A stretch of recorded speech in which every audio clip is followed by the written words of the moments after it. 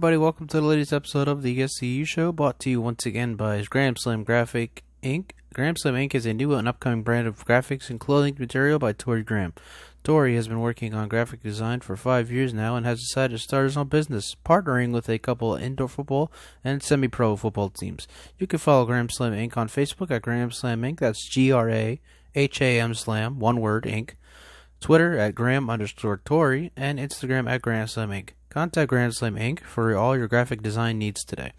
Alright, so we're episode 22. We just had the championship games go on, and we know who's in the Super Bowl now. It's the Chiefs and it's the 49ers. Question now is, I'm not going to say who wins until next week because next week's the last show before the big game, but I will talk about this. Let's talk about this. Let's start here. San Francisco has a huge advantage over Kansas City right now. As of right now, we're 9 days away from the Super Bowl? Yeah, Kansas City is in big trouble when it comes to the matchup right now. Did you see the Chiefs in their last two playoff games against the Texans and the Titans, who, by the way, are both in the worst division in the AFC South, which is presumably the weakest division in the AFC? First game, they went down 24-0, and then you go in the AFC Championship game against Tennessee, they were down 10, but twice in that game. So really, and then you had the offense was struggling. You had Patrick Mahomes had guys dropping passes. Travis Kelce dropped passes in both games to start off. They went down 24 and 10 respectively. They went down 10 twice to Tennessee, the 6th seed, when they're supposed to be, Patrick Mahomes. They have Tyreek Hill. They have Travis Kelce. They have this big, great team. Zion Williamson is a great running back, and you're down by double digits to two of the worst teams in the postseason, probably outside of Buffalo. Yeah, that's a problem. If you're Kansas City, that's a big problem heading into the Super Bowl. Because on the other side of the spectrum, San Francisco, look what they did in the postseason. They dominated the Vikings. They held to 10 points, and the Vikings were not a team to be messed with.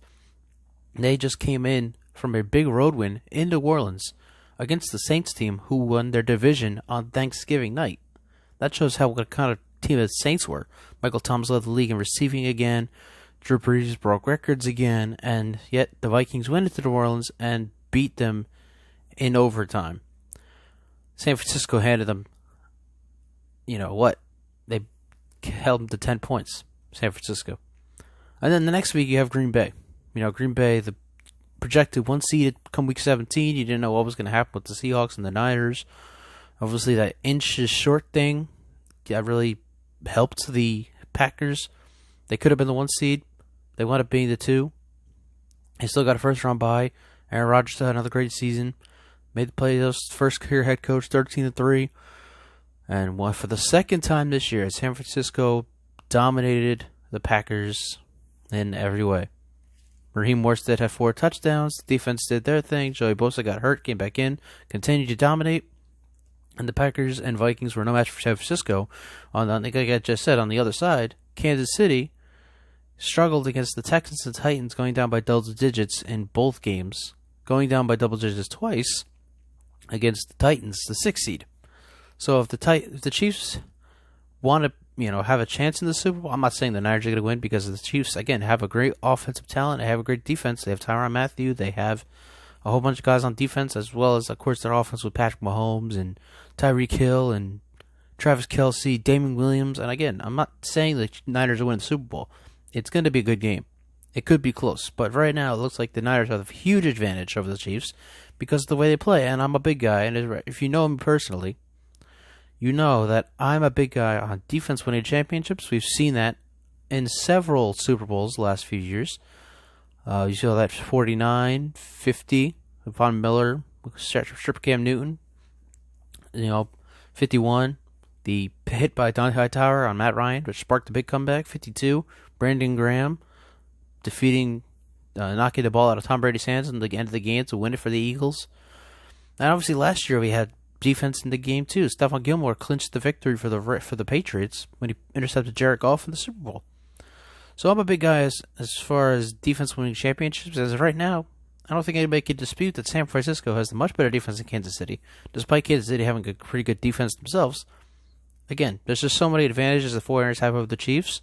So that's right now. I'm not saying that the Niners win the Super Bowl, because again, the Chiefs have a very good team, a very good coach. But the Chiefs, they're in trouble. They need to get their act together before the Super Bowl or they're going to be seeing triple. They might be seeing triple.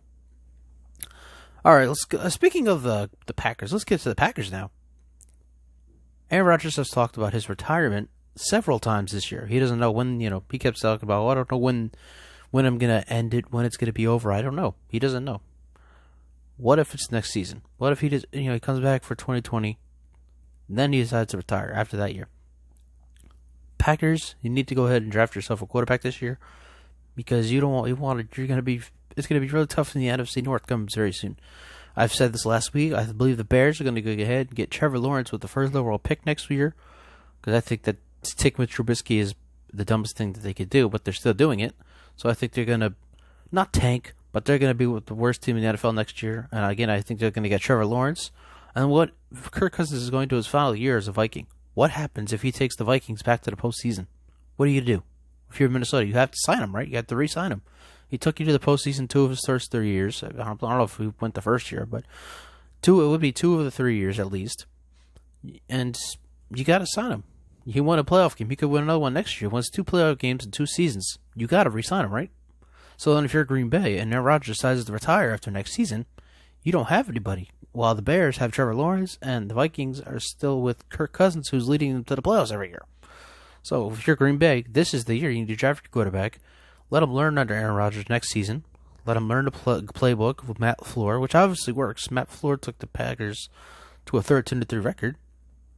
And that's it. Packers, they absolutely need to draft a quarterback, because it's going to be very tough in the NFC North come about the next year or two. It's going to be very, very tough. All right, let's stick with the NFL here. This could be a short show, by the way. Very short show, because next week we have a big show. We look at a lot of different things, a lot of hot takes next week, so I'm very excited for that. All right, Eli Manning decided to retire. Today he's going to have his press conference, probably before the show airs, so whatever. But there's an argument still. I don't know why this is still an argument. Eli Manning is not a Hall of Famer. He didn't deserve it. Really? Seriously? Are we really asking that question? Eli Manning not a Hall of Famer? Eli Manning's a Hall of Famer. There's no ifs, ands, or buts about it. The man pulled off the biggest upset in NFL history. Arguably, I guess, Super Bowl 42. I would say it's the biggest upset. He won not just 2 titles. He won MVP in both of those Super Bowls as well. He led them down the field for game-winning drives each time. And you want to talk about, 117, he's 500 quarterback. You can't have a 500 quarterback in the playoffs. No way. Joe Namath is in the Hall of Fame with the losing record. Joe Namath won 1 Super Bowl as opposed to Eli Manning winning 2 Super Bowls. So where is the argument there? And then there's another one. Sonny Jurgensen. If you oldie guys, the guys that pay attention to their NFL history, they know who Sonny Jurgensen was. He was a backup in all but 1 season in Philadelphia. Backup. He didn't even make it to a Super Bowl during his NFL career. He won an NFL championship in 1960, before the Super Bowl, by the way, as a backup. So yeah, he won a championship as a backup. He never took the Redskins. He did great things in Washington following that. I believe 1964, he went to the Redskins. They traded him to the Washington Redskins, and Vince Lombardi was his coach, and he did very well. 69-73 career record. No Super Bowl appearances, let alone Super Bowl titles. And he's still in the Hall of Fame. So you want to talk about, does he just this bad in his record? And it's crap, because there are several quarterbacks with sub-500 records, including Joe Namath and including Sonny Jurgensen. There are others that will get into the Hall of Fame. They're not there yet. They will get into the Hall of Fame. But I don't want to hear it anymore. Eli Manning is going. First of all, he's getting to the Hall of Fame. Nobody can dispute that. The question is, should he be in there? The answer is yes. There's no question about Eli Manning belongs in the Hall of Fame. All right, final topic of the day. Again, very short show, because next week we have a very good show coming for you. We'll go to the NBA now. Zion Williamson made his debut Wednesday night against the Spurs. He went 4 for 4 from 3, and everyone freaked out. Oh my goodness, this guy's exactly what he thought he would be. He has scored 17 of his 22 in the fourth quarter. The Pelicans lost to the Spurs, who are considered a middle of the pack type of team right now in the NBA. And not only that, the Pelicans still have their issues to work out. They're not the team that I thought they were going to be. Even with Lonzo, they had all these guys from the Lakers, and they're just not the same team that I thought they would be. And it's really just unfortunate, but that's the way the cookie crumbles. And the point being is that we're freaking out over Zion Williamson. It's way too early for any of this talk. Way too early. Let's calm down, because he's played one game. And we're like, oh my god, superstar. Let's wait. Tonight, they play the Nuggets. You have a tough challenge against them. We'll see what happens there. Let's stop freaking out about Zion Williamson, because we have absolutely no idea what he's really capable of in the NBA just yet. So let's calm down. And just like that, the show's over. See what I tell you, it's a short show. SCU show, brought to you by GramSlam Inc. GramSlam Inc. is a new up-and-coming brand of graphics and clothing material by Tori Graham. Tori's been working on graphic design for 5 years now and has decided to start his own business, partnering with a couple indoor football and semi-pro football teams. You can follow GramSlam Inc. That's again GRAHAM Slam, one word, Inc. on Facebook at GramSlam Inc. Twitter at Gram_Tori, and on Instagram at GramSlam Inc. Contact GramSlam Inc. for all your graphic design needs today.